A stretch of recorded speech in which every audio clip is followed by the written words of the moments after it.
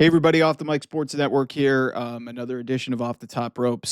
I need to hammer home a point.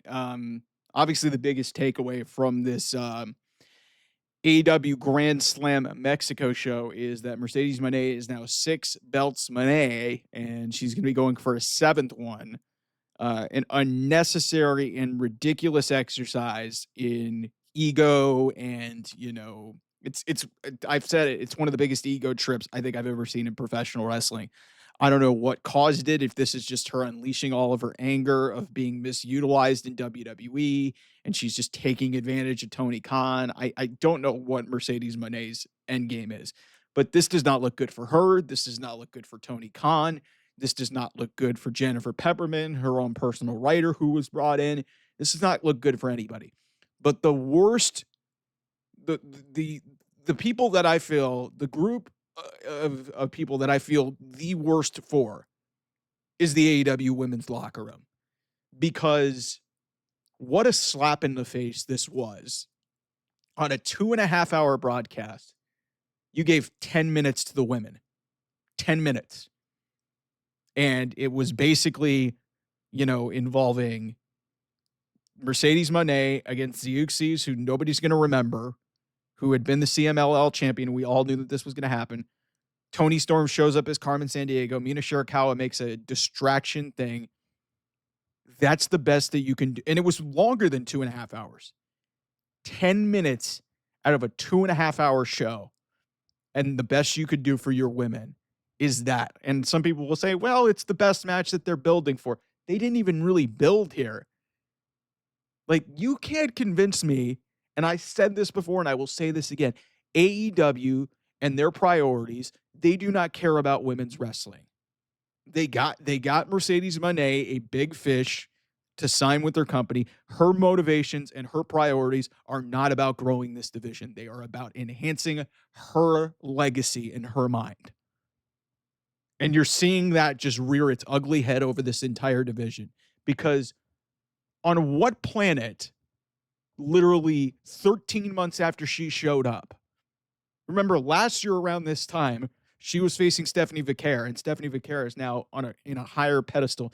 And you could say that maybe Mercedes elevated her to that point, but I don't know how you can look at anything that like if you're looking for culprits in what is transpired with this women's division, Mercedes Moné is one of the chief people to blame for this. Because if you really want to talk to me about, oh, they're growing the division, they got more time in their matches, well, then fuck. You're in Arena Mexico for a massive show. They have a 2.5-hour broadcast. They go over 30 minutes over the normal allotted time. They had time for 14-man tags and 10-man tags, and they had time for a 4 million pesos 4-way match. But the best they could do was sub 10 minutes. Basically, it was maybe about 12 or 13 if you include the post-match stuff. That's the best that they can do? Really? Tony Khan deserves this because he is enabling it.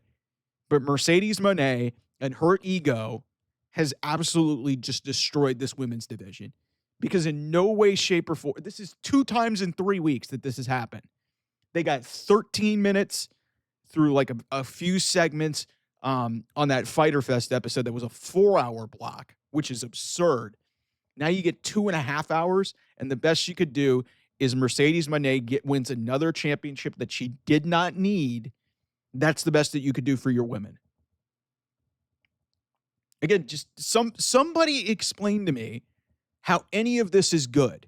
And I know I'm going to get attacked in the comments, and these people know who they are. They're the biggest Mercedes ball washers of all time. And some of them probably had their feelings hurt because they were probably trying to, get Mercedes to say hi to them or try to be a love interest for Mercedes. And now Mercedes is dating the Beast Mordos. So your dreams probably got crushed there. I don't know what else you guys are thinking that you put this woman on a pedestal and she has done so much damage to her legacy. And I think one of her biggest blemishes is that she absolutely just caved this women's division and tanked it. And maybe and I don't think this was ever a by design type thing, but her ego has absolutely ruined the women's division. If you're looking for, you're obviously looking at Tony Khan because he's the one who's paying the money, but he's enabling this and he's allowing this to happen. There's nobody else over in your women's division. Where the fuck's Thunder Rosa? You're gonna put her. You're gonna put her with Persephone on Ring of Honor? Really? Really? That's the best you can do for Thunder Rosa, who's an OG of this company. She wasn't there from the beginning, but she's been there for a long time. That's the best you can do. 10 minutes in a 2.5-hour broadcast. That is, what, 150 minutes by my math? 150 minutes. You mean to tell me that that is the best that you can do? And that's not even factoring in commercials. Come on, guys. Are you guys that delusional and that you are so dead set in your ways and thinking Mercedes is the godsend and the goat of wrestling that you can't see what's going on here? Again, I don't know if I don't think this was malicious in any intent. I think this is all just her blinded by her ego. And she's like, fuck it. I'm just going to go out and win every single match. I'm going to do everything for myself. And it's not going to be about a revolution. It's not going to be about growing anything. It's going to be all about me. And you're seeing the casualties and the reasons for what, like, if you're looking for a reason as to why this women's division can't get any time on any show, there's nobody over. And then the only time that you're getting for your top, for your women is your top women's feud, which was based around Steak, now becomes, Tony Storm being a Carmen Sandiego cosplayer.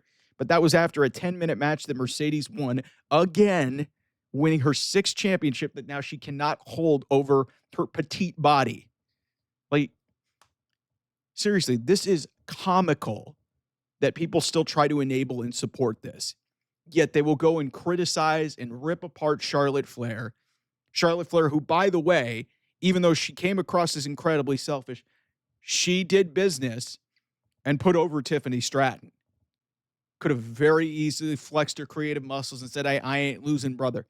Becky Lynch, we don't know what happened, but, clearly this has been about elevating Lyra Valkyria. You have seen every single woman in this division in AEW fall at the hands of the almighty Mercedes.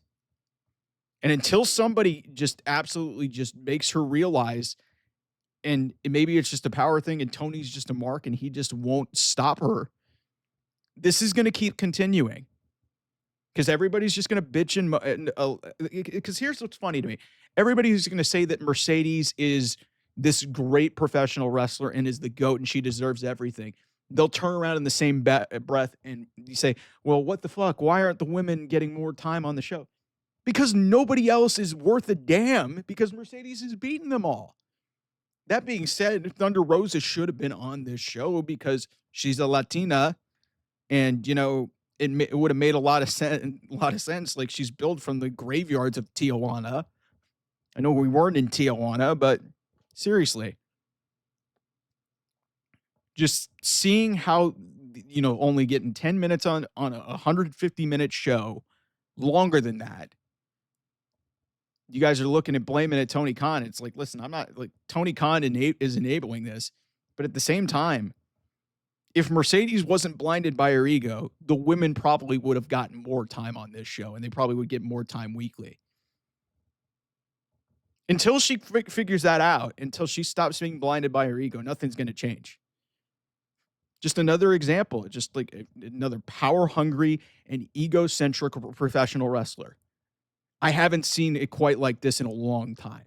This is bad. Anyway, thanks so much for watching. I'll see you guys. Bye-bye.